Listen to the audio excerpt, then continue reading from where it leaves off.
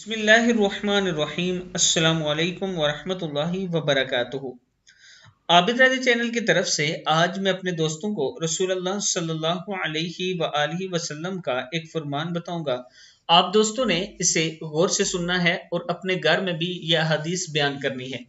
नबी अकरम सल्लल्लाहु अलैहि वआलिहि वसल्लम ने फरमाया, एक मर्तबा मुझे दोज़ख दिखलाई गई तो मैंने वहां रहने वालों में खवातीन की कसरत देखी। वजह यह है कि वो कुफर करती हैं। क्या वजह है कि वो कुफर करती हैं? अर्ज की गई, क्या अल्लाह का कुफर करती हैं? तो आप सल्लल्लाहु अलैहि वआलिहि वसल्लम ने इरशाद फरमाया कि शोहर का कुफर करती हैं और एहसान नहीं मानती। ऐ शख्स, अगर तू किसी औरत के साथ एक जमाना दराज तक एहसान करता रहे, इसके बाद वो कोई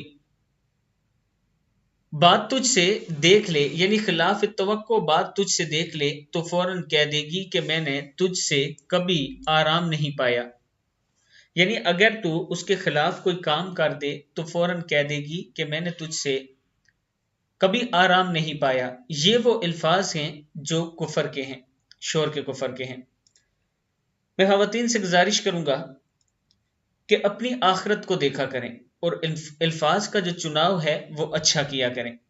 जब भी बात करें अच्छे अल्फाज में करें, शोहर से बात करें अच्छे तरीके से करें, धीमे लहजे में करें, तो आपका घर अच्छे तरीके से चल सकता है। आप दुनिया में भी कामयाब हो सकती हैं और आखिरत में भी कामयाब हो सकती हैं। और यहां पर मैं शोहर से कहूंगा कि अपनी बीवी की छोटी मोटी गलती को माफ कर दिया करो। छोटी छोटी बातों पर लड़ाई झगड़ा शुरू कर देना, गुस्सा करना, चिड़चिड़ा हो जाना, ये बातें वो हैं जो आपके घर को तबाह कर देती हैं।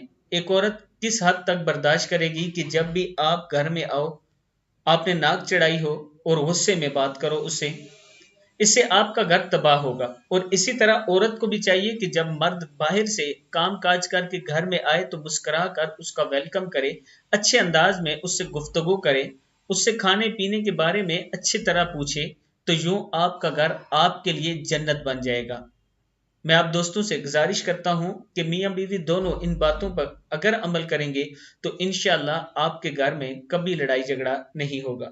इस वीडियो को आप दोस्तों ने आगे जरूर शेयर करना है। अस्सलामु अलैकुम वरहमतुल्लाहि वबरकातुहू।